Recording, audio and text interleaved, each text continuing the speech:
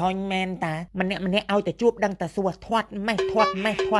សួរតែពីលទ្ធផលប៉ុន្តែមិនដែលសួរ process ថាម៉េចបានគេធាត់ទេដឹងមូលហេតុអីបានគេធាត់អត់គេធាត់ដោយសារតែគេមានលុយស៊ីរបស់ឆ្ងាញ់ជាងយើងគេរស់នៅរីករាយសប្បាយចិត្តជាងយើងគេលក់ស្រួលគេបានស្កប់ស្កល់ជាងយើងទៅគេធាត់ព្រោះគេនៅសនុកហើយសួរខ្លួនឯងមើលចង់ធាត់ដូចគេធាត់បានអត់បានទេហើយអ្នកខ្លាំងវិញឲ្យតែជួបថាអូយមិនក៏មិនដែលហាត់ប្រាណមិនក៏មិនសរកគីឡូចាំតែភ្លើសម្រក់តា